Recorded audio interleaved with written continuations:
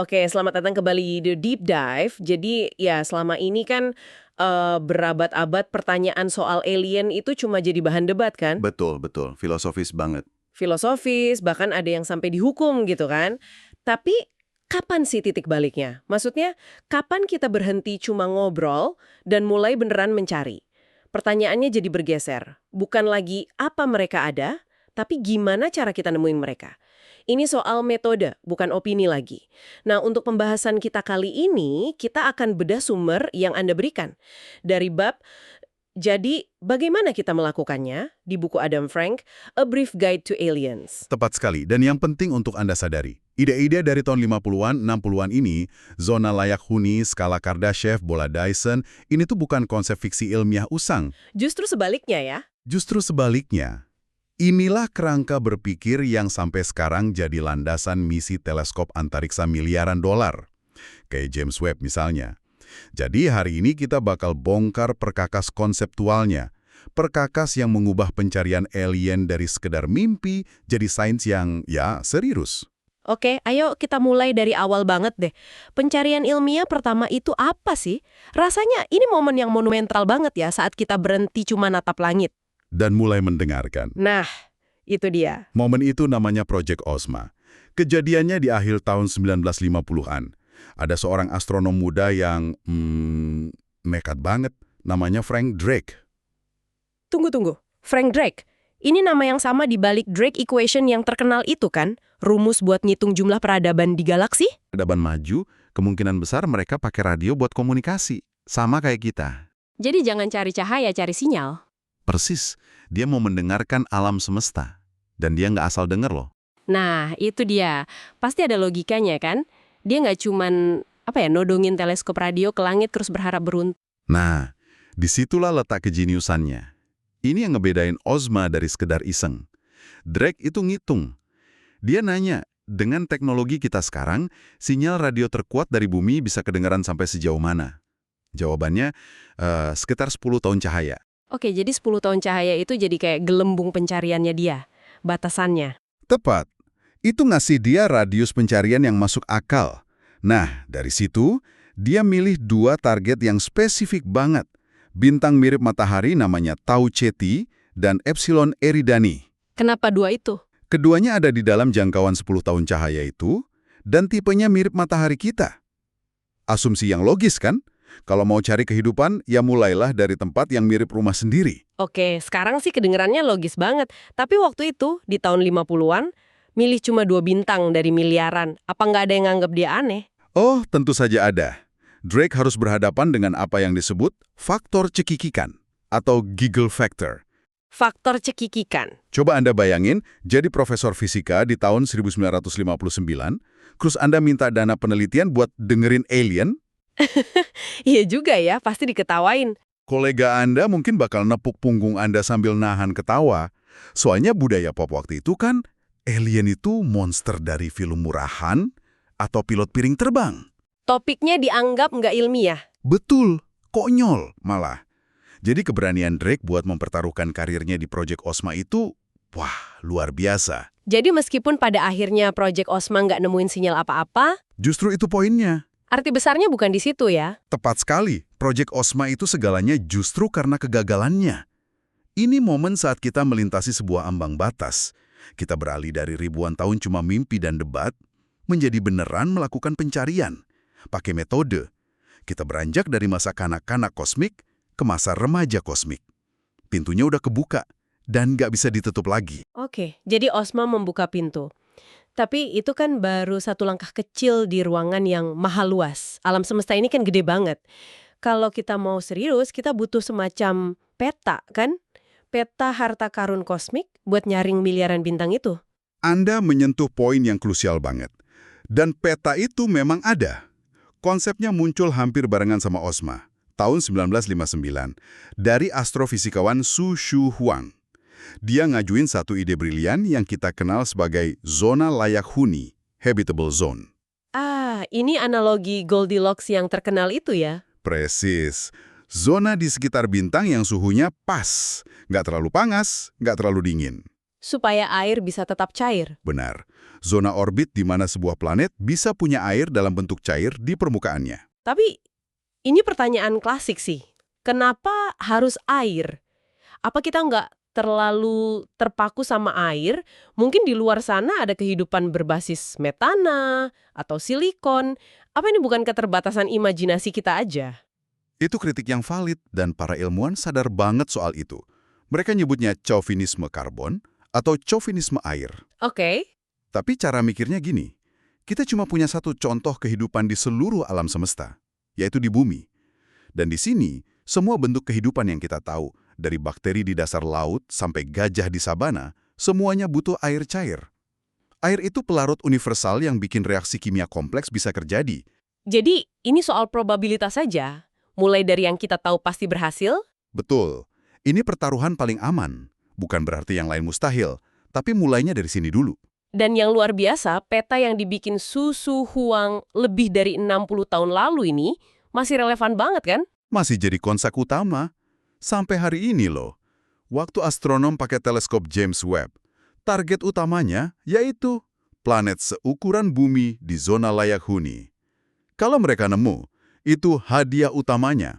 Momen di mana semua orang di ruang kontrol nahan napas dan bilang, oke, kita harus cek atmosfer planet ini. Peta lama itu masih jadi pemandu. Oke. Jadi peta zona layak huni ini ngebantu kita nyaring target. Tapi kan ini cuma nunjukin di mana kehidupan bisa ada. Mungkin cuma mikroba gitu kan. Gimana kalau kita naikin taruhannya? Gimana kalau kita mau cari peradaban teknologi? Sesuatu yang nggak bisa disangkal. Ada nggak jejak yang bisa mereka tinggalin? Jejak yang gede banget. Nah, itu pertanyaan yang mengubah permainan. Dan ini membawa kita ke beberapa ide paling liar, tapi sekaligus paling logis dalam sains. Disinilah kita ketemu konsep megastruktur alien. Saya suka istilah itu. Kedengarannya kayak fiksi ilmiah banget. Tapi logikanya ternyata sangat fisika. Dari fisikawan Freeman Dyson, tahun 1960. Dyson nggak mikirin aliennya kayak apa. Dia mikir dari sudut pandang fisika murni. Argumennya gini, peradaban manapun yang maju terus teknologinya, ujung-ujungnya bakal mentok di satu masalah. Energi. Butuh energi yang luar biasa besar. Banget. Dan sumber energi paling melimpah di setiap tata surya, ya bentang induknya. Jadi cepat atau lambat, mereka harus memanen seluruh energi dari bintang mereka. Tepat. Dyson ngebayangin mereka bakal bangun struktur raksasa buat nangkap energi bintang sebanyak mungkin. Nah, ini penting. Bayangannya bukan bola padat kayak sangkar. Bukan ya? Kemungkinan besar bentuknya adalah kawanan kolektor surya. Jumlahnya miliaran, ngorbit di bintang secara rapat. Kita sering nyebutnya Dyson Swarm. Oke, tapi gimana cara kita ngedeteksi kawanan sebesar itu dari jarak tahunan cahaya? Pasti susah banget. Ngerti? Persis. Limbah panas itu bakal terpancar sebagai cahaya inframerah. Jadi, buat nyari megastruktur Dyson, kita nggak nyari bola raksasa di teleskop, kita nyari anomali, sebuah bintang yang mancarin cahaya inframerah dalam jumlah yang sangat besar dan nggak wajar. Inframerah inilah asap knalpot teknologi mereka, sebuah techno-signature. Oke, itu cara ngedeteksi peradaban yang super maju. Tapi ini jadi muncul pertanyaan lain, gimana cara kita ngukur tingkat kemajuan itu sendiri? Ada semacam penggarisnya nggak buat ngeklasifikasiin peradaban alien? Ada. Dan ini membawa kita ke ide pelengkap yang brilian. Skala Kardashev. Diciptain oleh pelopor SETI dari Rusia, Nikolai Kardashev, di awal 60-an. Ini cara jenius buat mengklasifikasikan peradaban bukan berdasarkan budaya atau politik. Hal-hal yang pasti beda banget. Tapi berdasarkan sesuatu yang universal, fisika. Lebih tepatnya, jumlah energi yang mereka konsumsi. Oke, jadi ini sistem tingkatan berdasarkan energi. Levelnya apa aja? Kardashev ngusulin 3 tingkatan dasar. Tipe 1 itu udah menguasai semua energi di planet asalnya. Semua energi matahari yang jatuh, panas bumi, angin, semua dikuasai. Tipe 1 penguasa planet. Tipe 2 naik level. Mereka menguasai seluruh energi dari bintang induknya.